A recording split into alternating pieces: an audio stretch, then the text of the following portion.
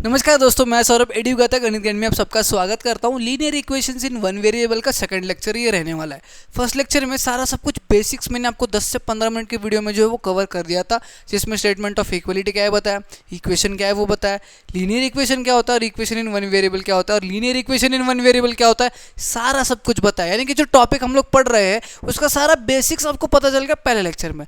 आज के लेक्चर में 3 इंपॉर्टेंट टॉपिक्स पढ़ेंगे, वो कितने इंपॉर्टेंट है अभी तभी पता चलेगा आपको जब आप इस लेक्चर को लास्ट तक जरूर देखते हो। शुरुआत अगर करते हैं सबसे पहले टॉपिक के साथ, तो पहला टॉपिक आज जो पढ़ेंगे that says that conversion of a statement to an equation. यानी कि यहाँ पर आपको कुछ स्टेटमेंट्स दिए जाएंगे। हालांकि हम लोग linear equations in one variable पढ़ रहे हैं, यहाँ पे हमको वेरिएबल, इक्वेशन, स्टेटमेंट इन्हीं से लेना देना है। तो इस टॉपिक में आपको कुछ स्टेटमेंट्स दिए जाएंगे, अल्फाबेटिकल स्टेटमेंट्स दिए जाएंगे। उन स्टेटमेंट्स को आपको मैथमेटिकल इक्वेशंस में कन्वर्ट करना है। कैसे करना है वो मैं आपको बताऊंगा, और ये कुछ बेसिक से एग्जाम्पल्स है जिसके थ्रू मैं आपको बताना चाहता हूँ। ठीक है, इसके ढेर सारे क्वेश्चन जब हम लोग सॉल्व करेंगे तब आपको टॉपिक पूरा क्लियर हो जाएगा। फिलहाल ये टॉपिक का आइडिया देने के लिए हम लोग कुछ क्वेश्चंस को सॉल्व करते हैं। पहला स्टेटमेंट की अगर बात करें तो पहला स्टेटमेंट कहते हैं sum of 6 times m and 5 times y is 60। हर एक स्टेटमेंट को मैथमेटिकली इक्वेशन में कन्वर्ट करने के लिए कुछ बेसिक चीज़ें आपको पता रहनी चाहिए।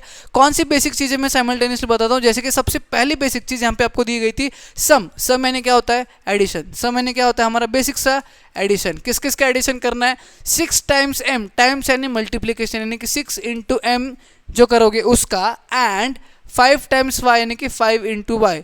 ये जो दो टर्म्स है इनका एडिशन करोगे तो इज यानी कि इक्वल टू 60 आएगा। जहाँ जहाँ पे आपको इज या फिर गिव्स आने वाला है उसका मतलब होता है equal to. Is that clear for you. Sum of यानी कि मुझे दो टर्म्स का एडिशन करना है और उन दो टर्म्स के एडिशन की वैल्यू जो है वो 60 आने वाली है। इतना पता है। कौन से दो terms, 6 into m is 6m and 5 into y is 5y। तो 6m plus 5y is equal to 60 is the required equation जो हमें फाइंड आउट करना था इस स्टेटमेंट के थ्रू। सेकंड इक्वेशन की बात करें, सेकंड स्टेटमेंट की बात करें, अ नंबर एक्सीड 6/4। यानी कि पहले तो इस स्टेटमेंट को समझिएगा। अ नंबर, अब अ नंबर हमें पता नहीं कौन सा नंबर है भाई, अननोन नंबर है। अननोन नंबर को अलजेब्रा में हम लोग वेरिएबल से कंसिडर करते हैं, तो हमारा फेवरेट वेरिएबल x कंसिडर करेंगे। अ नंबर एक्सीड 6/4 यानी कि ये कहना चाह रहा है कि x जो है वो 4 को 6 से एक्सीड करता है। But this is not the equation जो हमें लिखना है। हमें ये लिखना है कि x minus 6 is equals to 4। क्यों sir x minus 6 is equals to 4?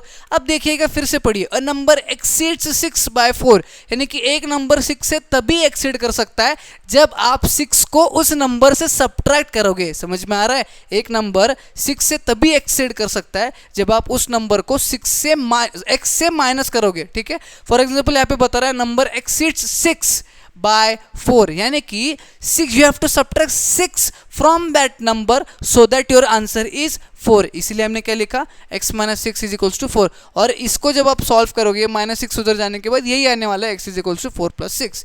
Is that clear for you? Third statement, a number is 5 more than 10। A number is 5 more than 10 यानी कि एक नंबर x जो है वो 10 से 5 ज़्यादा है। वो 10 से 5 ज़्यादा तभी बन सकता है जब वो x में से 5 कम होगा। Is that clear for you? यानी कि अ नंबर इज 5 मोर, मोर यानी ज़्यादा, ज़्यादा यानी एडिशन। 10 में 5 को हमें ऐड करना है, तो 10 में 5 तभी ऐड कर सकते हैं जब हम x को 5 मतलब 5 को x में से माइनस करेंगे। यानी कि जब आप x minus 5 is equal to 10 करोगे तभी आपका ये इक्वेशन जो है वो आने वाला है। सिमिलरली ऊपर का भी वही था कि नंबर एक्सीड्स यानी कि एडिशन 6 और 4 का एडिशन तभी होगा जब आप 6 को x में से सब्ट्रैक्ट करने वाले हो। Is that clear for you?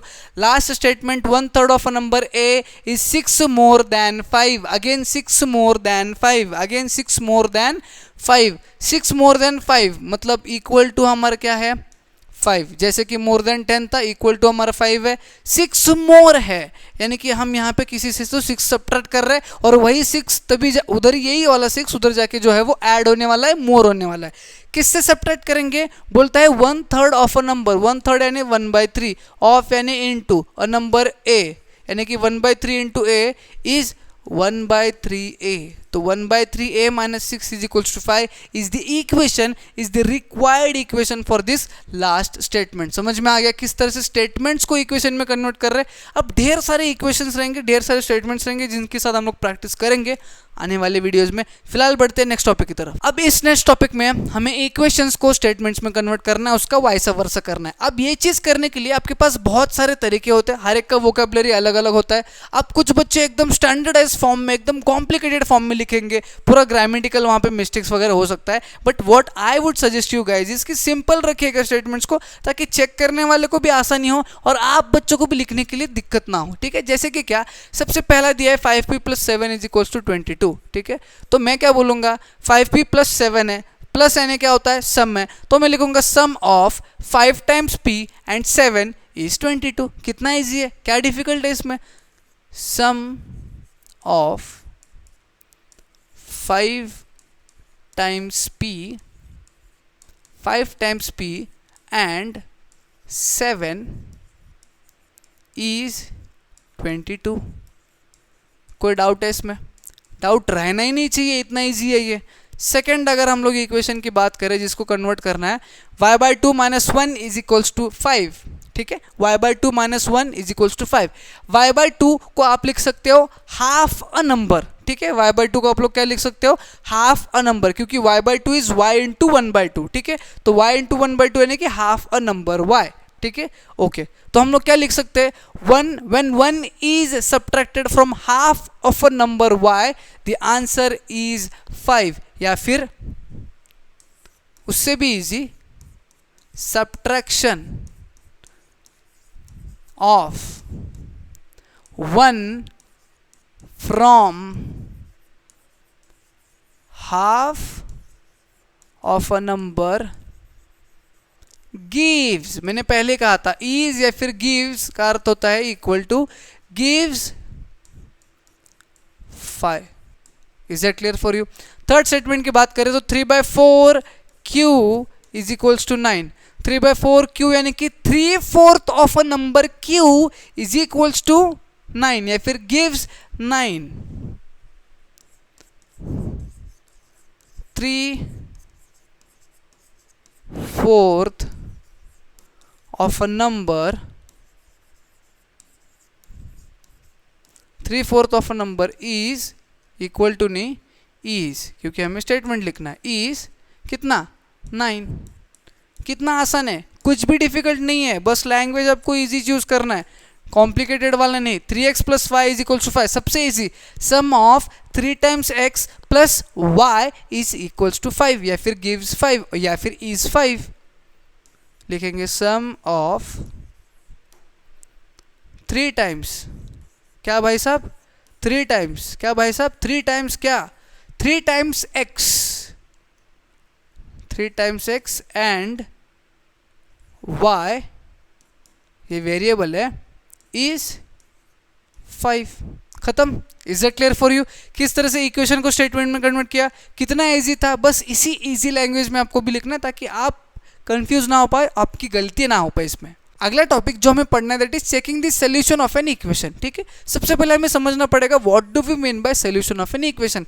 ये सॉल्यूशन ऑफ एन इक्वेशन होता क्या है. सबसे पहले solution of an equation is ऐसी वैल्यू ऑफ दैट वेरिएबल जो वेरिएबल उस इक्वेशन को सेटिस्फाई कर पाए. Now what do we mean by ऐसा वेरिएबल जो इक्वेशन को सेटिस्फाई कर दे. सेटिस्फाई द इक्वेशन मैंने क्या, यानी कि वेरिएबल की ऐसी वैल्यू जो जब आप इक्वेशन में डालोगे तो उस इक्वेशन का LHS यानी कि लेफ्ट हैंड साइड इक्वल आएगा RHS यानी राइट हैंड साइड से. जैसे कि यहाँ पे हमें दिया है एग्जाम्पल के तौर पे x + 11 = 13. ये एक इक्वेशन है, ठीक है, जिसमें x की वैल्यू 1 दी गई है and we have to check कि ये x की वैल्यू 1 क्या इस इक्वेशन को सेटिस्फाई करता है, यानी कि क्या ये x = 1 इस इक्वेशन का सोल्यूशन है या नहीं. कैसा पता चलेगा, अभी मैं आपको बताता हूँ. सिंपली इस x को इसमें सब्स्टिट्यूट करेंगे. 1 + 11 = 13.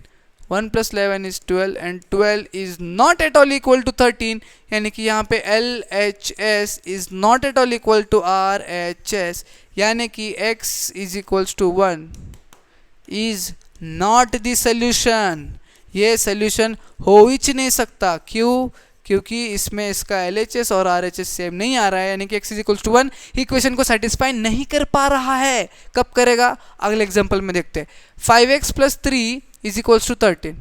अगला एग्जाम्पल कहता है 5x plus 3 is equals to 13 और इसमें x की वैल्यू दी गई है -2 चेक करने के लिए। तो हम लोग x की जगह रखेंगे -2। 5 into -2 plus 3 is equals to 13।